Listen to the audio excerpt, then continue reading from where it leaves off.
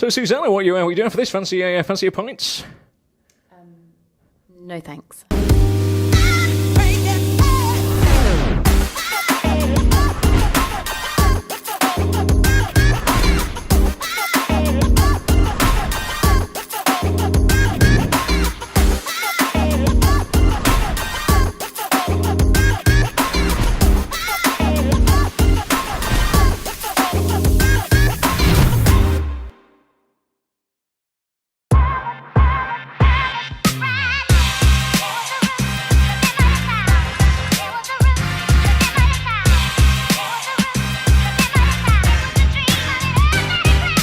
Welcome everybody to episode 53 of WatchRoss, the one where we asked Susannah Fielding what it was like to spend 6 weeks on a sofa with Alan Partridge.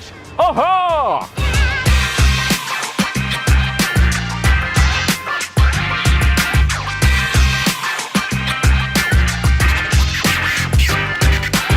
Are we on, Petch? Oh, tightening the bolts. Here we are. So we're in Spotlight, all right? For the first time, we're shooting a vlog in Spotlight, the home of casting. Massive shout out to you, Spotlight. We'll give you a bigger shout out if you give us this ring for free next time. Don't ask, you don't get, Petch. I always say that, don't I? Ask for what you want, like life will pay any price. Ask what you want. Want a free room? No, you can't get a raise, Petch. You've already had one. You're on minimum wage. Right. So yeah, 6 weeks on a sofa with Alan Partridge. To some people, it would be hell. For me, it would be just heaven, right? I'm an Alan Partridge super fan. I've been a follower of Steve Coogan for as long as I can remember. Love his work. I went to the same drama school as him. I got into voiceover by actually doing impressions of Alan Partridge. It's one for another time. But yeah, followed this guy's work for such a long time. And I think, honest to God, the latest series of This Time with Alan Partridge, well, the first series of This Time with Alan Partridge was Steve's best work, without a doubt, as Alan, but only for one freaking reason, right? And that is because of who he chose to cast as Jennie Gresham, his co-host. That was Susannah Fielding, an incredible actress who I thought just brought like so much to the show. Like watching these two work together was just a comedy masterclass. I reached out to Susannah on Twitter, power of social media. I was like, Susannah, bloody love your work. Do you want to do a podcast? She was like, actually, Ross, absolutely do. Let's get it on. Not like that. Oh God, that's very Partridge moment. Yeah, she's coming down to do a podcast. So it's going to be incredible. She's doing a voiceover. She's going to be here in a minute. But we're going to be talking all about the show. It was very different to film because it was done off auto cue. Scripts were changing all the time. You couldn't really get to learn your lines. It was done like live TV. I think it's a very, very different process. I know Steve will just push as hard as he can to get the most out of every single scene. He will work it until he believes it's as perfect as it can be. And Susannah's got such an incredible body of work behind her that's not just this. This has been the thing that's thrust her into the spotlight. Get it, Petch? But she's done so much before that, 12 years plus of solid graft. So it's certainly not an overnight success at all. I think we're going to learn an awful lot from Susannah. So there's not much more to do really, but wait, I'm going to pour some water. And in the words of Alan Partridge, I think you're going to enjoy this. Jackanakanori. Can I have some water, please? My mouth is dry. Stand by, we're going in 5. Can I have some water, please? My mouth is dry. So Susannah, welcome to the podcast. Thank you very much. Thank you so much for being here. It's a pleasure. Just shows you guys, right, the power of social media. I was just saying to Susannah before we hit record, right, I'd watch you, obviously, massive super fan of Partridge. I'd watched This Time with Alan Partridge, seen your performance. I was like, this is Coogan's best work. But I said it only because of you, not just complimenting you. Genuinely, it was freaking great. And I'm like, right, I'm going to tell her. I saw someone else say something, this wouldn't have been nearly as good without the casting of Jennie, who was the character you played.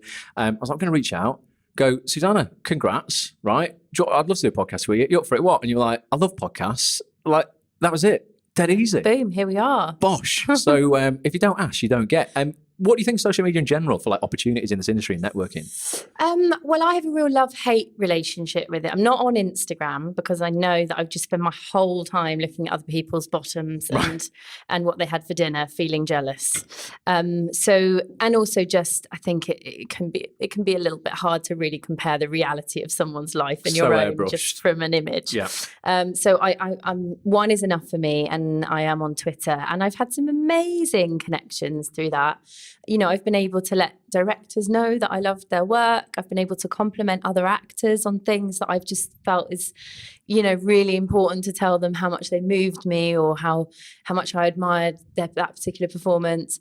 And also I've been able to drum up support, not only for my work, but for other people's work that I really want to kind of promote. So actually it is extraordinary how easy it is to make a connection now with somebody who at one point would have been a very long way away. We're in Spotlight right now. We are. We're in the Beaumont Spotlight. Suite, trying to get a free room from your Spotlight. Look, if you're listening, just come on, right? Go don't on, want to pay for this next time.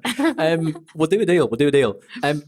Obviously, you're going to have loads of auditions in here. Any kind of like, where was the like, what was the first audition you remember that you had here? Any spring to mind where you're like, oh yeah, there's special moments in Spotlight? It's always a bit scary coming to Spotlight because they're often casting for lots of different things. So you're not only going to bump into the people that are going up for your thing, but you're likely to bump into a load of other actors as well and see things that you think, well, why am I not going up for that? What's that? And oh God, it's her.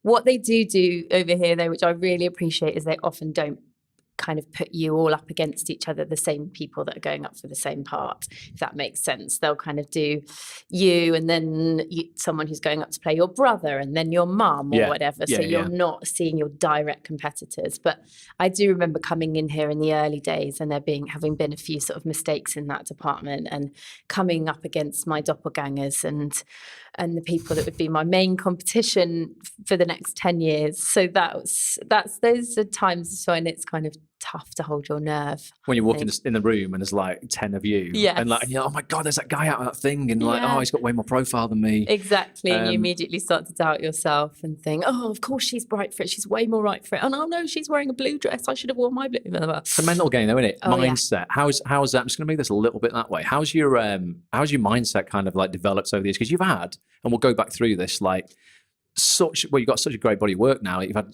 obviously a lot of great opportunities. I think a lot of people, I was saying before, will see you in something like this time right now and they're like, oh, this is like not an overnight success, but they go, oh, that's what I know you for now. And they won't have seen, and we'll want to go into all of this, like the 12 plus years. Well, I mean, I just look at IMDb and I'm like, your first credit on there's 2008. So like, it's at least, 11, 12 years of hustle here. That's right. Yeah. How has your mindset developed over those years in terms of like coming into auditions and going, it's all right, I'm not going to let those things in reception when I see that person like throw me off? It's tough, isn't it? Because I think, like anything in life, sometimes I feel like I'm really getting the hang of it. And then other times I think, oh God, I don't know what I'm doing at all here. Right. I've definitely had a little kind of spate recently of really letting those little voices in your head kind of get to you at times when it would be helpful that you didn't. So sometimes it's 3 steps forward, 2 steps back. Yep. And it really depends on kind of how much you've been working, how good your relationship with your agent is, what else has happened that day, how settled you are in the rest of your life. I think it all plays a part. But I think I have got better at just trusting that something will come. And that only comes from learning over the years that in the darkest times when I've thought this is it, something does come. As an actor, you do need to develop a real robust sense of yourself and self-help books and self-development, meditation, anything else that you can do in your life that bolsters your sense of Are you into that? What? You. Yeah. Nice. We're on the same page. All of us here. We're all into it. I think you sort of have to counteract the harshness and the stressfulness of the modern world in some way. And if you're an actor, you have an added level of instability in your life on top of what most people have that you have to find a way of counteracting and managing. I am a bit lazy when it comes to meditating, but I do notice the difference. I just go running. I'm just like, I can't meditate. I can't sit still. Just run. If I just run for long enough, literally like exhaust myself, it's fine. I've got into gardening. I like spending time in my garden. I find that's quite calming. What are you growing? This morning I planted some lettuces. Nice. So we'll see if they survive. You are, in 11 years, the first actor I've had on who's in gardening. I'm an old lady at heart. No one's planted lettuces on a podcast before. That's amazing. So let's go right back, right? Okay, let's not just talk about Partridge, because I could do that all day. Let's start like right back. You trained at Guildhall, yeah? I did, yeah. What were you doing before that? When did you go, you know what, fancy a crack at this, gonna have a little go at being an actress? And then we'll talk a little bit about drama school, because I've got a few opinions of my own, but I want you to tell me what you think. Okay. I had done little bits of drama at school and as part of a youth theatre company when I was like 12 or 13, and then went to a school where they didn't do drama at all. And then when I was doing my A-levels, I went to an amazing school which I was given a free place at, called Christ Hospital, which has a theatre in it. Right. And I remember walking into that theatre going, wow, when I was being shown around the school. And we had visiting companies coming to that theatre. So for the first time in my life, really, I got to see plays. It just hadn't really been part of my life. I'd seen maybe the odd thing through school, but I grew up near Portsmouth and there isn't lots in that area apart from Chichester Festival Theatre, but I didn't really have much connection with that as a kid. Right. So yeah, someone, when I was doing my A-level drama, one of my teachers said, have you thought about applying to drama school? Maybe doing this as a job? And I hadn't, because I didn't know you could do it as a job. I just didn't know any actors. I'd never met anyone in theatre. I'd never been backstage. So I suppose in that respect, like, the world is quite different now. Things are a little bit more open. You can see the possibilities more. Yeah. But at that stage, I really didn't know anything. So anyway, I ended up applying for drama schools and got recalls and suddenly thought, oh, maybe I doing all right. Have got something here. But I really didn't know. And then I was offered a place at Guildhall and that changed my life, really. So, I kind of owe an awful lot to that teacher. And I owe an awful lot to the teachers who taught me for 3 years at Guildhall.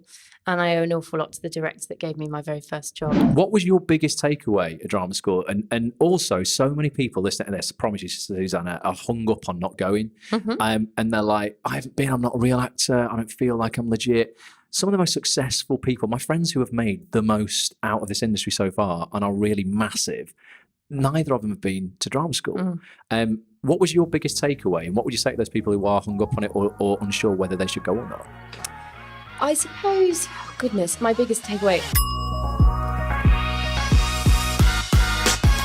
Do you want to get stuck into Partridge then? I don't want to do like all about Partridge, but I want to know about like the audition process for that and how you prep for that. Do you know what as well? IMDb doesn't list the casting director. Who cast it? An amazing casting director called Sarah Crowe. And she's one of my absolute favourites. She's really, really brilliant. So how did it come about? Did you know about Steve's work before that? Was it just another audition? You're like, oh, I'm just going to crack along with this. Oh, goodness, no, not at all. Tell us all about it. You don't get an audition script like that very often. It was the first scene that we shot for episode 1. Right. So that scene where he's going asking for a glass of water. My mouth is dry. Yeah, that one. And the bit where I nick his gag. And so you see that on the page and you think, okay, come on then, let's get this. My agent sent it to me. I was actually in LA at the time. So I did a self-tape. And I think it was a good self-tape because I sent it to them and very soon afterwards they said, can she fly back to England to meet Steve and good sign. 2 writers? Yep. Very good sign. But I had to take a punt and fly all the way back to meet them for a recall. And pay for your plane ticket yourself. Yeah, but I did, I did book my return flight as if I'd got the part, if you know what I mean. That's like all about the mindset, isn't right? it? I was like, okay, these are the shooting dates. I'll book my return for 2 days after. Amazing. So thank God it worked out because otherwise I would have been kicking around feeling fairly low. But yeah, I then had an hour and a half sort of audition, improvising, working on the character, working on the relationship with them.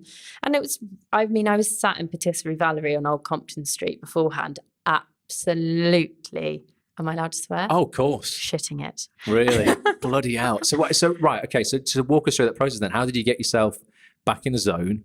And then like, what was going through your head walking in the room?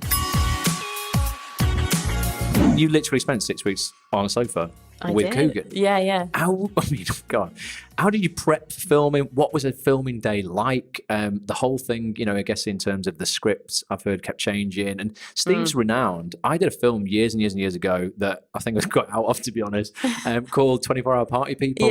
Where he played Tony Wilson, Factory Records, all around that. And I heard people on set going, God, this guy's like so... I've heard about Peter Kay as well. People in comedy maybe just like this.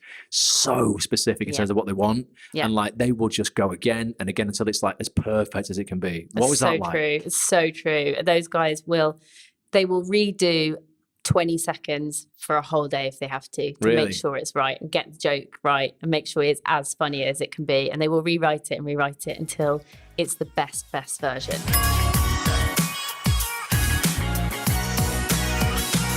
So, Susannah, what are you doing for this? Fancy a pint?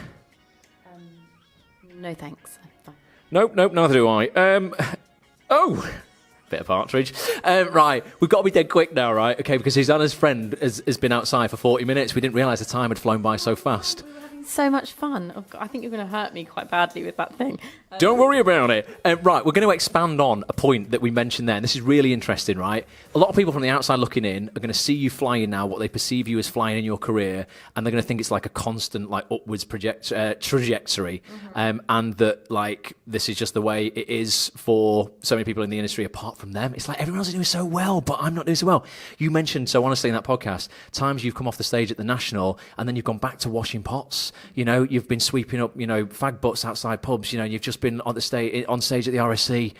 Tell us about that, and ultimately, like, the reality, because a lot of people out here are going to take, like, inspiration from that.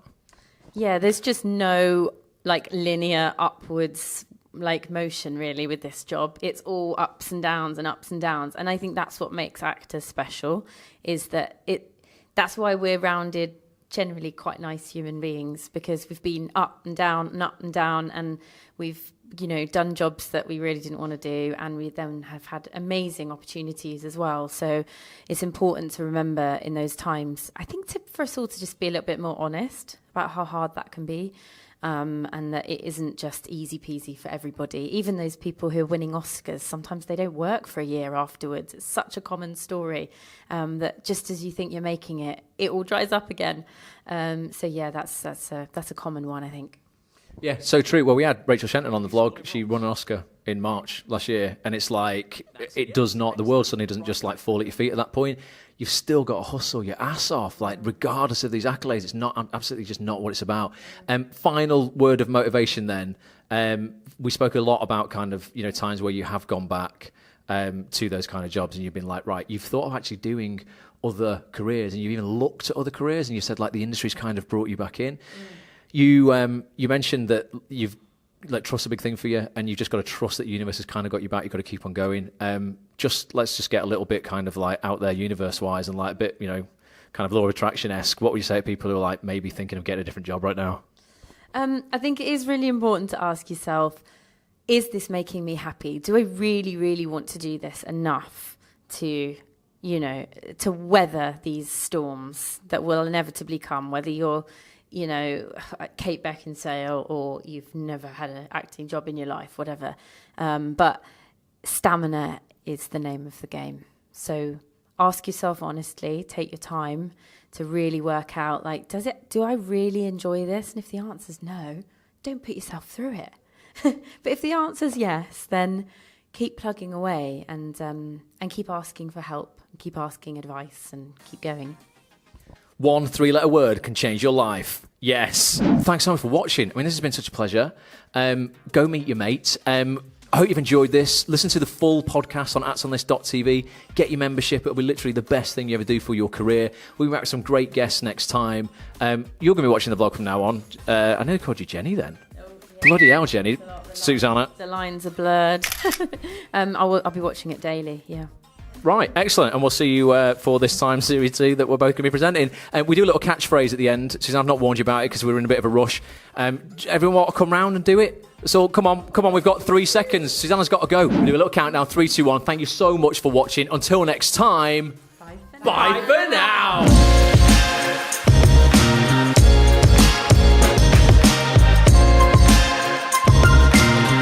Thank you so much for watching this episode. It really would mean the world to me if you would leave a comment telling me what you enjoyed and what you would like to see more of next time. If you want to catch more episodes, head over to facebook.com/WatchRoss or youtube.com/WatchRoss. Make sure you subscribe and turn your notifications on. I'll be back real soon. Bye for now.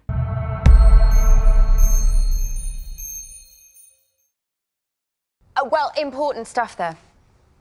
Yes, look after your heart. You only get one. Unless you are an octopus or a cuttlefish, in which case you have 3. Yeah, or my ex-wife, in which case you've got none.